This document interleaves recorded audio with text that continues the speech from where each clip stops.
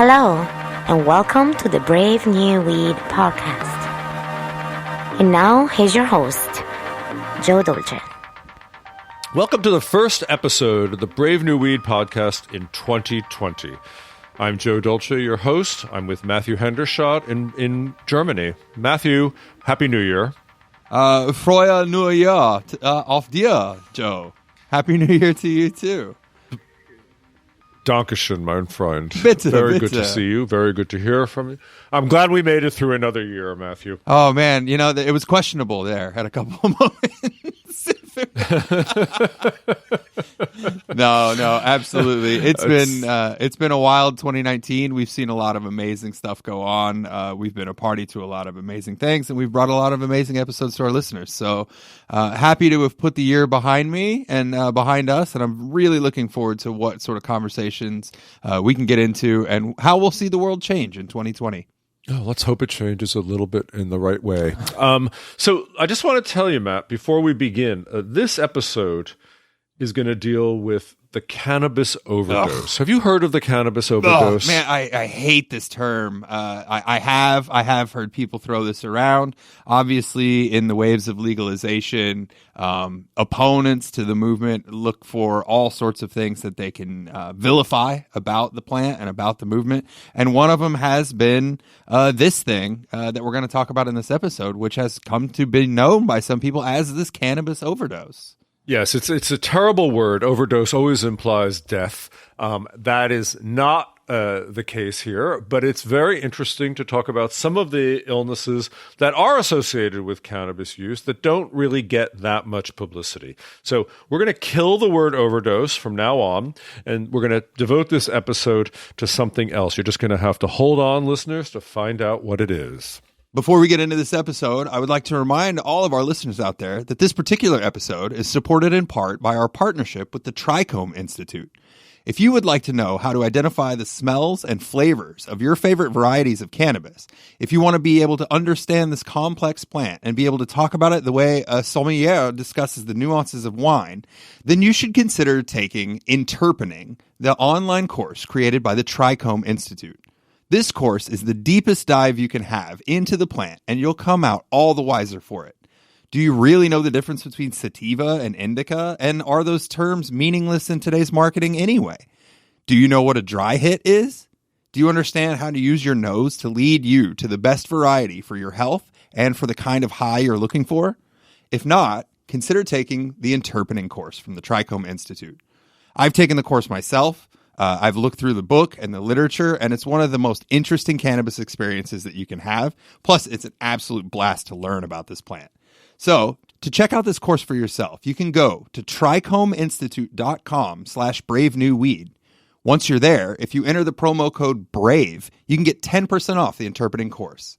Again, if you're interested in expanding your knowledge about this fantastic and amazing plant, you can visit trichomeinstitute.com/bravenewweed and use the promo code BRAVE to get 10% off your Interpreting course today.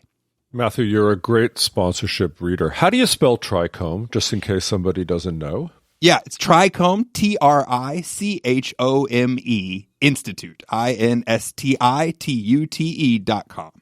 Thank you for that, sir.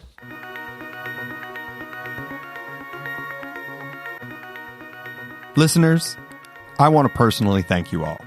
The Brave New Weed podcast is now bigger and more popular and more widely consumed than ever before.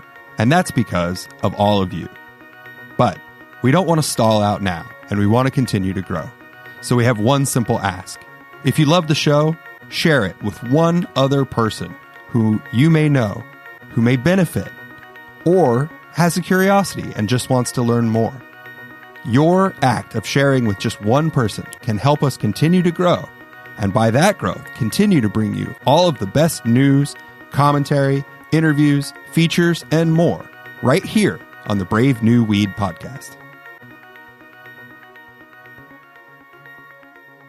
So, as we said at the top of the show, the idea of cannabis overdose is really a misnomer, and it's used a lot in political terms for people who are not supportive of the movement. In fact, we all know that cannabis has never killed anybody, so the idea of overdose is not an accurate word. But there are illnesses that have been starting to be reported now that cannabis is becoming legal. People are dealing with adverse reactions in a more honest way, or at least they're talking about it more. And in fact, one of those adverse reactions caused me to write Brave New Weed many years ago. Anybody who's read the book knows that I got hit with a series of really upsetting episodes that caused me to vomit in a very violent way. And it was not explained in the literature. Mostly cannabis has been used for people with nausea and just to stop nausea. It was very commonly used during the AIDS crisis when people were grappling with that kind of illness as a result of chemotherapy. And even today, it's prescribed a lot in legal states for people who are on chemotherapy to quell nausea. So the idea that it would cause you to vomit, it was quite an extraordinary thing and very confusing to me. I got a call about a month ago from a journalist called Patricia Miller, who works for a magazine called Cannabis Tech Today. And she said, Joe, I'm investigating this disease called hyperemesis, and I know you have some knowledge of it. Can I interview you about it? And I said, well, if you're investigating it, I want to interview you about it because I've never really understood the cause of it. So that's what you're going to hear today, folks. You're going to hear me interviewing Patricia and her interviewing me about this still rather mysterious disease. Matthew, have you ever had any experience with this hyperemesis? I don't believe that I have. I definitely have. I think it's something that I would notice. I have had reactions of, typically it's spliff related. So I always sort of chalk it up more to the tobacco, to where I start to get sort of a repulsion to a nice big hit where it's like, oh, I might actually, no, I'm okay. I've never had anything as this severe. But I have heard of it, and I have heard of people who, especially as this wave of legalizations come on, people who are trying to get into the plant for the first time, and in their first couple of experiences having this triggered effect of vomiting from, what I always just sort of chalked up to a naivety of taking too much too early on and not knowing your body well. But it's just not, because not only did it happen with me, but several people who read my book wrote to me over the years and have said, I've struggled with this too. And I've always tried to understand, is it a matter of amount you're taking? Is it a particular strain? Is it the method of ingestion? That's what we're going to talk about on this episode. So I think it's really interesting and it's well worth paying attention to. Yeah. So here's my interview with journalist Patricia Miller about cannabis hyperemesis. Hi, Patricia Miller. Tell me your name and your title and what you do and all that stuff. Sure. So I am Patricia Miller with Cannabis Tech Today. I am the associate editor of the publication, and we've been writing about cannabis and technology for a little over a year. Great. So I want to just tell our listeners how we came to do this. I got a note a few weeks ago from Patricia asking about something called CHS, as it's now known, otherwise known as Cannabis Hyperemesis Syndrome, which really to most of us means acute and really painful and awful vomiting from smoking cannabis. And I think it's only through inhalation. Is that correct, Patricia? I'm finding that it's also through edibles, and the reaction can become so severe that people can't even be around secondhand smoke, or sometimes even touching the substance can cause a flare. Wow.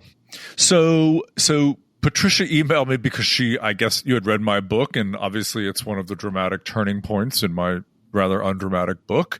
And she reached out and said, let's talk about hyperemesis. And I thought, I have never been able to really get my hands around hyperemesis. It's a very strange illness. It doesn't happen to very many people, but I think it's being reported more. The levels of being reported are going up as legalization occurs, basically. So I suggested that she's going to interview me, I'm going to interview her, and we're going to record it as a podcast and see how it comes out. Right? Right. I like the sound of it. Hopefully it works. Yeah. So, rather than me taking the lead here, which is my natural bossy way, why don't you take the lead and interview me, and we'll show the listeners really how the exciting process of journalism happens. Well, so Joe, I know that your cousin kind of renewed your interest in cannabis, right? You said I will confess here that he wasn't really my cousin. He was, in fact, my brother-in-law. Who didn't want his identity known at the time, but he sadly has passed away since my reporting the book. So I feel like we can do this, and that he will not be turning in his grave as a result. He actually was very, very excited to be in the book, even hidden as my cousin, and at one point even said to me, "Why did you use my name?" I had to remind him that he was really paranoid at the time, but anyway, please continue asking. Yes.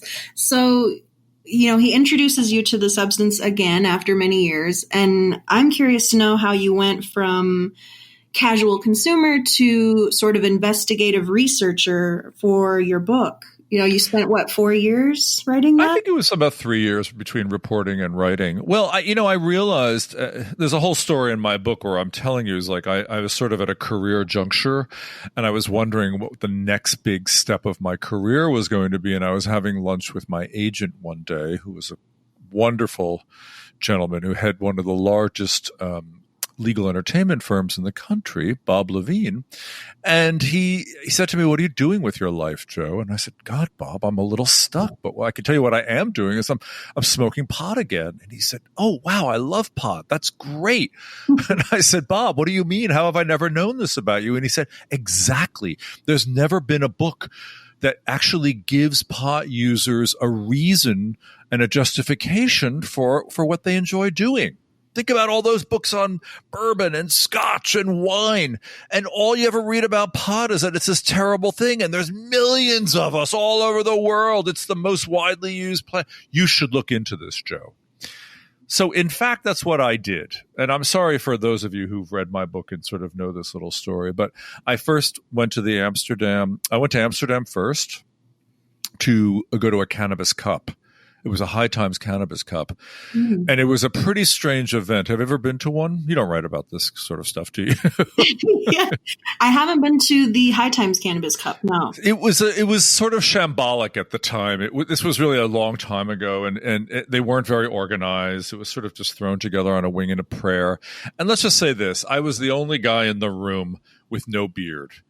and I'm walking around with a notebook, and I might as well have worn a sign on my head that said "narc." Right. I was so unloved at this event, and I did have some good experiences. And at the end, I met a guy who was also American, and he said to me, "How was your experience?" I said, "I didn't really love it. I sort of felt like fish out of water." And he said, "Yeah, the lights are going off in Amsterdam, man. You should come and see me in Denver. That's where things are really happening." It turned out he was a fantastic grower and a fantastic man and a fantastic source, because he was running at the time, just before full legalization happened in Colorado.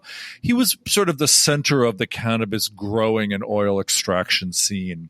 And to me, it was like going to graduate school. I didn't know anything about shatter and dabs and bubble hat. I just learned everything at his foot, basically. And I spent about a week, less than a week, in this back room of a hemp clothing store at the time, where the best growers in Denver in all of Colorado were really coming in and showing buds and showing oils and just showing all this stuff. And Adam took me on this amazing whirlwind tour of edibles companies just as they were starting. I mean, I'm telling you, like, huge companies now, like Incredibles, was just a tiny little kitchen at the time.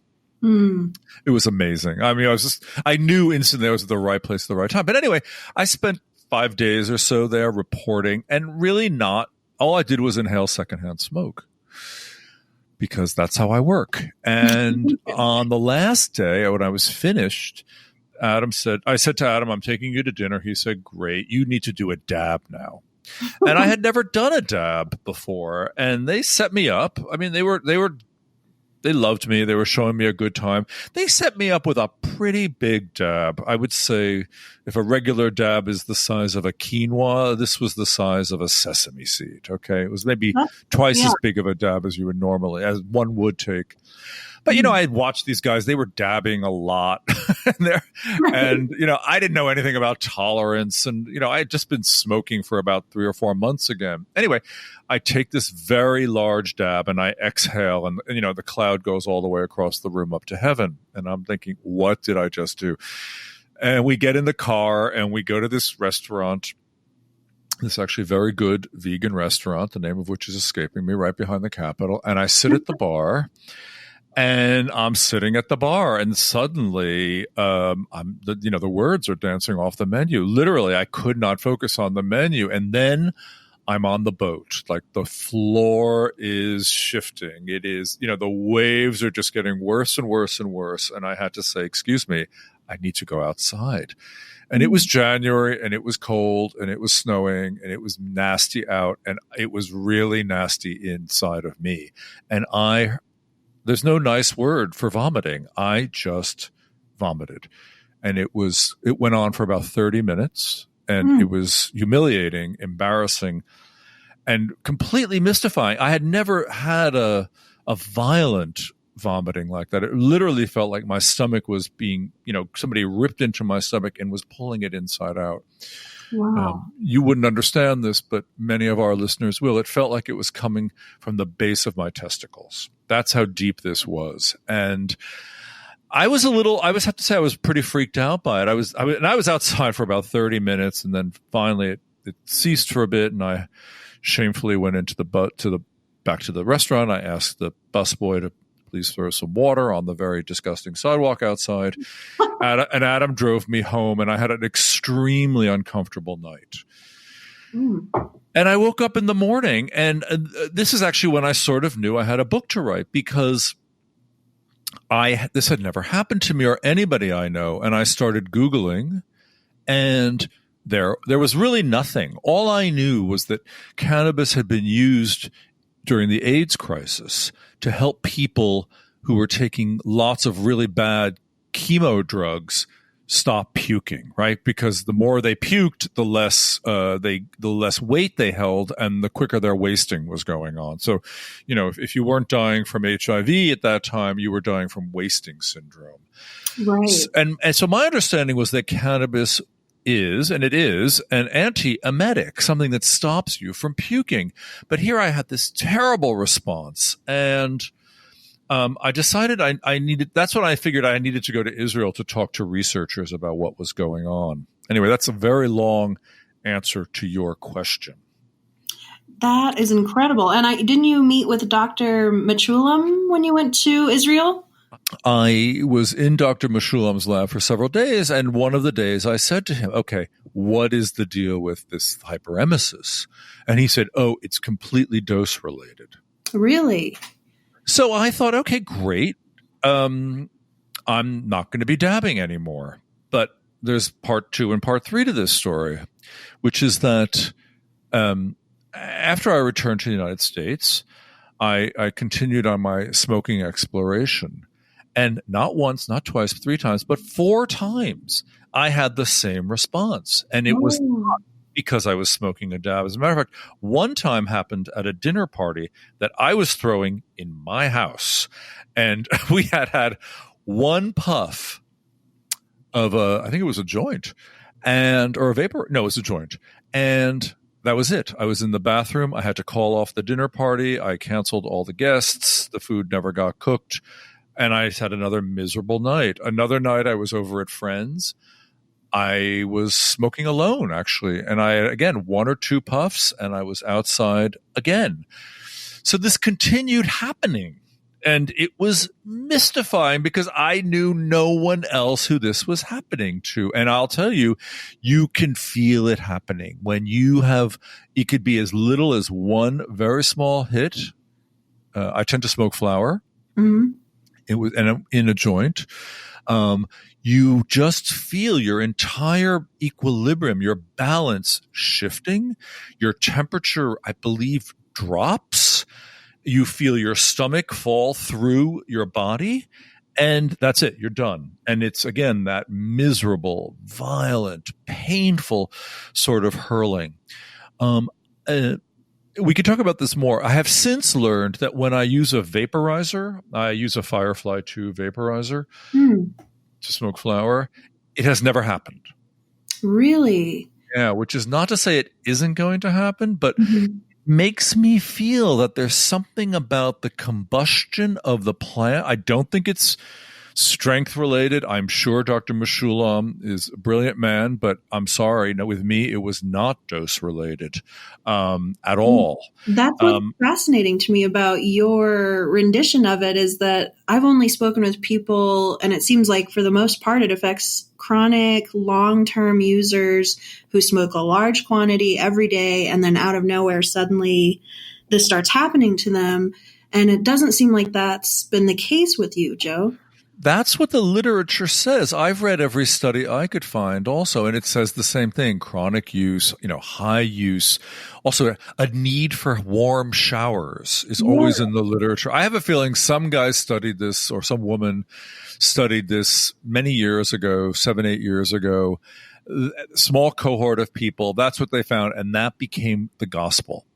And I suspect you're going to tell me some new things that other people are reporting because you're in the state of Colorado. So I'm imagining that there's increased reporting of this going on.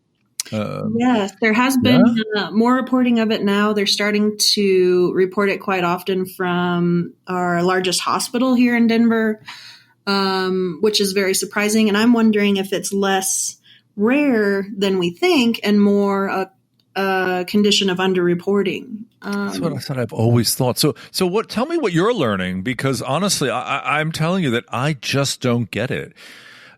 I will add one more thing, which is that it has made me really conscious about my consumption. Like I have to be really mindful. Like if what I'll do now is I'll have a hit and I'll just stop. Because if that's, I find that I don't want to overload my system, and it's been that works fine. Usually one hit tells me the story, and then I can proceed. But it's very disconcerting, and I'm dying to hear what you've learned because I want to stop this before I stop everything. Go on. Of course. So tell me. It sounds horrifying, and I'm sorry you've been having to deal with it. And you haven't found the warm shower relief thing yet, where you can get in a hot shower and you feel better. Have you tried that yet? Oh, listen, first of all, dragging yourself off the floor, getting your head out of the porcelain crown takes a long time. Yeah. And of course after puking like that, you want to completely bathe yourself. Yes. Yeah. But no, there was never an impulse that said, oh, that was really awful. Take a hot shower. No, it was more like, that was really awful. Go to lay down. Just take it easy, dude. Recover from that. Yeah.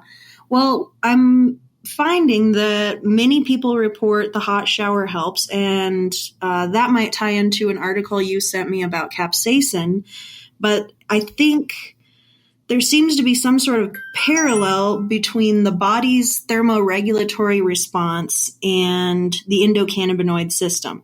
And I'm not going to say I understand what that link is, but they think that's why people may find relief from the hot showers and why people are more and more finding relief from capsaicin topicals, which I spoke with someone last week, Alice Moon. She's become very active in the space talking about CHS, and she uses a capsaicin topical to find relief occasionally. Wait, hold on. Let's tell the listeners exactly what capsaicin is. Yeah, maybe you could describe it better, Joe. You read the whole article. Oh, you're cheating is what you're doing. Capsaicin is the hot of certain peppers. The name of which is escaping me at the moment. It's the heat factor. And you can isolate that and turn it into a topical, or you can even ingest it, as a matter of fact. Oh, wow. Okay. And, I've used a capsaicin topical. It's usually used for pain relief. right? But it's, as anybody who's eaten a hot pepper knows, it can be it's a chili pepper. And there's actually several species of this chili pepper that belong to this genus of capsaicin, okay? It's a nice chili. I like to eat it. I don't have a lot of physical pain in my life, so I don't really use it that much on my body. But they have said that this one article in a journal called Emergency Physicians Monthly, epmonthly.com, says that it somehow affects the thermoregulatory system of the body, that cannabinoid receptors are near pain receptors that are expressed in the brain, the stomach, and in the skin. So it seems like there's a connection there, and it has activity on pain and on body heat regulation, and that these receptors are activated by cannabinoids and heat stimuli, including capsaicin and hot baths. Isn't that interesting? So there's something about that. Oh, and then when you put it, when you use it, it is thought to down-regulate the signaling. In other words, lessen the signaling to the stomach and to reduce nausea and vomiting. And you can just put it on the skin and reduce it. I will say that the one feeling I always remember is before the bad vomiting begins, there is this feeling of, as I said to you, my stomach just dropping out of my body. And maybe that is what they call a thermoregulatory response. Like maybe somewhere in my body, the temperature is changing, but it all happens quickly. And the fear and the dread that it's going to happen again, it's hard to sort of, for me, tease out those symptoms. It happens it erupts for me. It's quick, and it doesn't give you a lot of time to think about it or tease it out. What have other people told you? Similarly, that it comes on very rapidly and it is completely debilitating. No way to get off the ground, like you said, away from the porcelain throne and into the shower. I think it takes a lot of effort for them to even do that, to find some relief. And then it can last an unknown amount of time. One of the people I spoke with said they had an episode that lasted 16 days and they were hospitalized. Mm-hmm. And as a result, they started having kidney problems because they were so dehydrated from the continuous vomiting. The vomiting caused ulcers in their stomach, which made everything worse. And I mean, just horrifically long durations for this. And that can be brought on by just a single puff, like you said, or this particular person was an edibles reviewer, but professionally. So, they were experimenting with different combinations. Maybe it doesn't do it if it's just CBD, or maybe it doesn't do it if I'm just smoking it or if I'm just eating it. Well, she's found she can't ingest it in any way. She can't even be around secondhand smoke. I mean, it's like, oh my! So she's done with cannabis.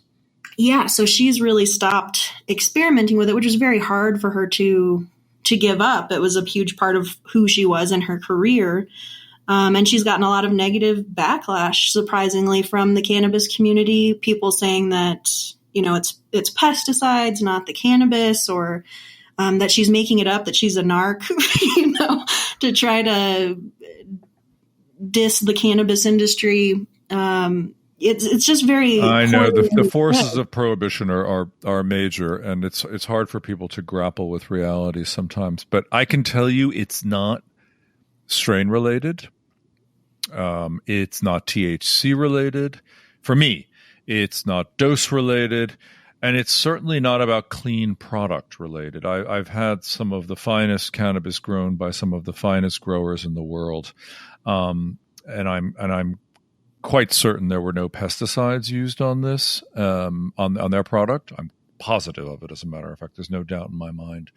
Yes, and that's what I've heard from everyone I've spoken with as well. So I feel sorry for her, and it's terrible that she's being dissed by the community. It's a real thing. I have met one other gentleman who actually was a grower, who lived in upstate New York, and he now only grows for his friends. He's given up. He will not take the risk anymore. And he was very similar to me. It wasn't this 16 days of vomiting. That's just outrageous. Yeah. And you're telling me through edibles also? Yes, also through edibles. And that was her primary form of consumption. Yeah. Boy, there goes my theory. Right up in smoke, as it were, huh? You know what I found amazing as well? She said she also has a sensitivity to other cannabinoids found in like coffee or chocolate. So, I mean, it's really about the cannabinoid rather than cannabis, which is fascinating as well. Yeah, it's really fascinating and very odd, I have to say. I mean, the other interesting thing, this confused me. Like, okay, I understand how it hasn't been reported widely in the last few years, but cannabis has been written about, right, for so long, for 5,000 years, really. And this has not been one of the major symptoms ever reported. I mean, I read O'Shaughnessy back in 1850. I read the Victorian stuff. I read a lot of stuff throughout time, and I didn't really hear or read a lot about this. Have you? Do you have any insight into that? Historically, no. I mean, I think the earliest reported case or it's not even an official diagnosis, I think, at this point, but one of the earliest supposed diagnoses was in Australia in the early 2000s. So I think that's as far back as we've got a link between cannabis and this syndrome. I think that's when they sort of named it, right? That's when they sort of said, okay, it's now called hyperemesis. Right. And then we're going to do something like that. So may I ask you a question about the Denver emergency rooms? How many cases have been reported in your fair city? Oh, gosh, I wish I knew an exact number for you. I've read a few articles about it, but I know it's on the rise. And I think it's enough that it's become a concern to the emergency room doctors and the medical community here in Denver. I think when more research is done and we can figure out and really distinguish cases of cannabinoid hyperemesis syndrome from cyclic vomiting syndrome and other related causes or related conditions, I think we'll have more information, but I don't know the exact numbers. and what possessed you to get onto this topic? I mean, it's so rare. Well, yeah. Interestingly, my editor-in-chief is friends with Alice Moon, and she is the one I've been talking about predominantly. She was close friends with him as a reviewer and then came down with this horrible syndrome. And so my boss kind of asked me to look into it and see if it was something worth pursuing. How widespread is it? Should we write a story about it? And now it's really kind of become the focus of my research for the past several months, putting together this story for the winter issue, because it's more widespread than we thought. And I think it's probably even more widespread than is reported because people are reluctant to come forward, the stigma again. And also it's under research, which is a chronic problem in the industry. We can't do enough research to know all the ways that it's going to affect people, different physiologies. I mean, there's a real need for more study. Well, that is the refrain in talking about anything regarding cannabis, as we know. Anecdotally, what have you been able to hear from folks? Anything at all? Any insights? Any insights come your way? Oh gosh, I talked with. I did think it was interesting. I spoke with what was his name, Dr.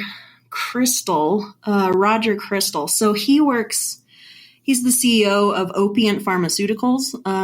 They actually started doing research on acute cannabinoid overdose. Overdose. That's a terrible word. That's a ridiculous word for cannabis, I have to say. I mean, overconsumption, yes, or, that's just not the right word for it. But anyway, okay, let's go on from there. Well, his company developed Narcan, which is the opioid overdose treatment. Okay.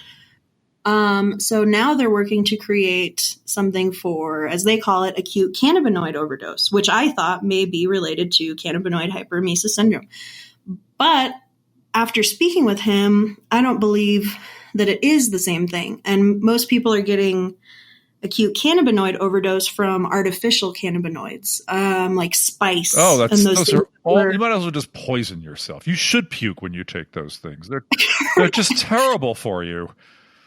Right. So I spoke with him some about like the endocannabinoid systems and, how is that similar to the endogenous opioid system, which I know you're familiar with a bit. And it turns out that there's just so much more for them to understand, and they haven't found a cannabis toxicity yet. They've only found it for synthetic cannabinoids. Yeah. I don't think they're going to find it. I mean, again, I think historically it just isn't there. So I don't understand why it would suddenly appear now, unless this is the other theory I have is that, yes, okay, cannabis is stronger now. You can sometimes get THC up to 30% in flower, and certainly over 70% in a dab, like I may have taken. Right. So perhaps once it's triggered, it is recurring. Like it may be like I'm never going to really go back to smoking unmindfully again. Maybe.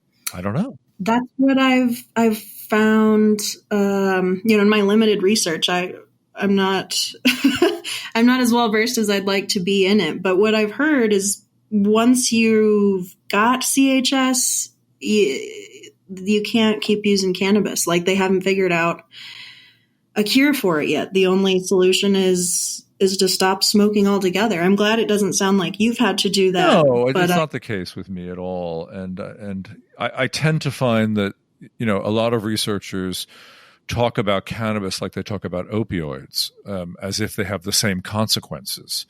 And that's erring on the side of safety. And I totally respect that. I get it. And a lot of them are healthcare workers, so they want to preserve health. I get that too.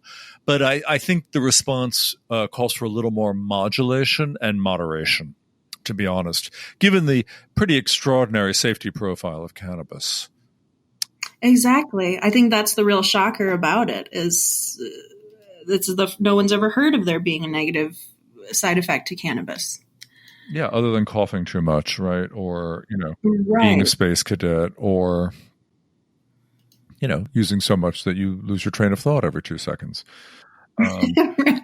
And can I ask you, Joe? Yes, you can. When did you go to the hospital when you were? No, I have another thing about this, which is that almost never would I recommend anyone going to a hospital on any sort of cannabis problem, because being in an ER would be about the worst place you want to be. I mean, first of all, if you're puking, you're going to be doing it in public.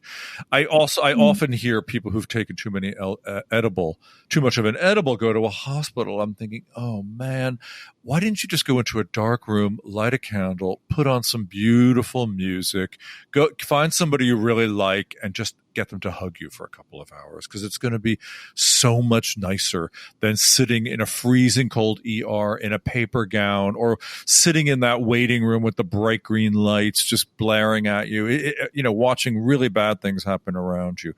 I don't think hospitals are the place to really recover from the kinds of illnesses we're talking about. I think there are more gentle and beautiful places we can create. Oh, there's two more things I should tell you. In my research, I had read that drinking cold lemonade or lemon water is one way of getting relief. The other weird thing is to chew on black peppercorns. Oh. Which I have to say, I sort of knew about in the back of my mind, but could never quite get to the black peppercorn while the eruption was happening, and it never really, again, I didn't have the presence of mind to say to my friend, would you go grab me some black peppercorns? Yeah, right. Well, I hadn't heard of those, but I will say, to go back to the hospital point, I read one story that I found particularly disturbing about a young man who was diagnosed with CHS, or unofficially diagnosed, at the hospital, and he continued to use after being unofficially diagnosed. And he became so ill and so dehydrated from the constant vomiting that he passed away. Oh my God. And his mother was horrified, and she went, and talks about it publicly now, wishing that she had taken him back to the hospital, because he said, it's not going to kill me. This isn't going to kill me. And I don't care what they say. It's not related to weed. It's not about cannabis. It's got to be something else. And he passed away from dehydration. So, I'm not saying that was CHS killed him, but a direct symptom of it. No, I understand. And maybe I'm being too cavalier, but I think you should drink water. And if you're losing if you're losing that many fluids for that amount of time, yes, of course, go to the hospital. I only have experience of these singular bouts, right? They did not occur for days on end. If I was vomiting for days on end, I would be very concerned. Okay. Yeah, absolutely. So I'm coming from my own arrogant point of view here. I just have to make that very clear. You know what I mean? I'm not a doctor, and B, I would say to anyone who's vomiting for more than an hour or two, get some help. Right? Yeah, absolutely. No, Joe, just when I was doing the research myself, my mouth just continually was dropping open, because I never would have thought the severity of these syndromes, the symptoms that people are experiencing is really mind blowing. So I'm glad to hear that yours hasn't been to that extent. It was bad though. Maybe I'm a baby when I'm sick. I will fully admit to that. But it was one of the more uncomfortable experiences one can have, without having cancer or, a chronic, horrible illness, right? Something that comes out of the blue. Let's put it that way. Yeah. And what have you found most surprising about it, Joe? You've been talking about it with other people, I'm sure. Is there something that keeps coming up and you're just shocked by? Well, the surprising thing is the lack of information about it. It's obviously very rare. It's like an orphan disease, though. Nobody seems to really have it. And B is the sort of unpredictability of when it's going to happen next. And I guess third is that I continue to smoke cannabis. Maybe I'm completely a masochist at some point, or maybe I'm, I don't know. Cannabis still brings me more pleasure than displeasure at this point, and it happened. It hasn't happened in maybe a year, so I feel that maybe I've gone over the hump. But I have to say, Patricia, I'm still a little nervous. In the back of my mind, give me my vaporizer, because I think my vaporizer is somehow protecting me from. God, the other thing is, look, there's somewhere between 400 and 700 different compounds in the cannabis plant, depending on what variety you're using. Right? That's a lot of variability. Oh, yeah. Who knows if it's some tiny little cannabinoid that they haven't identified yet, or, some terpene that, smells like, compost of roses somewhere. Who knows what it can be? There are so many different compounds in the plant. And on that level, those are so little understood and underexplored that it might be that. Again, I've sort of ticked through everything in my brain, everything you've said, fertilizer, pesticides, soil, THC, CBD, all the different possible variants, and I can't come up with anything. I just don't know.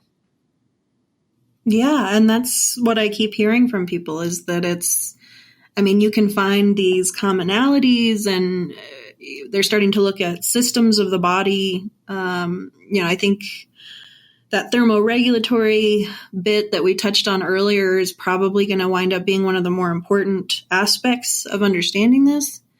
but it sounds like it's a mystery to everyone. I think it's a mystery. So when do you think your article will come out? I'm thinking the winter issue, so likely in November, December. Let us know ahead of time. Give me as much advance notice as you can, and we'll publish this podcast accordingly to tie in with it. And I'll also post the link on our website. Whoever subscribes to the Brave New Weed podcast will get the link. And please, folks, share it if you know anybody who may be suffering from this, or who it's happened to who doesn't have a name for it, or doesn't have any sense. That's the other thing. These things happen. If you don't have a name for it, it's even more mystifying, right? It's what got me to write a book. Mm-hmm. For God's sakes, okay? No one else should have to spend 3 years investigating, these sorts of things. Although the process of investigating cannabis is quite an amazing, compelling, and fascinating one. So I highly recommend that. And if you learn anything else, Patricia, please be in touch with us, okay? Okay, I will. I sure appreciate it, Joe. I learned a lot. So did I. I'm so glad you... Well, I'm sorry I did most of the talking, but I guess you were here to interview me, weren't you? I think I got some great insights, so I'll work with what we got. Thank you for joining on the Brave New Weed podcast. Listeners, you can join the conversation with Brave New Weed today by visiting us on any of our social media platforms. Facebook, Instagram, and Twitter, all at Brave New Weed, will bring you to a place where you can like, comment, share the show, interact with other listeners, and keep the conversation going. Together, we are the world of Brave New Weed.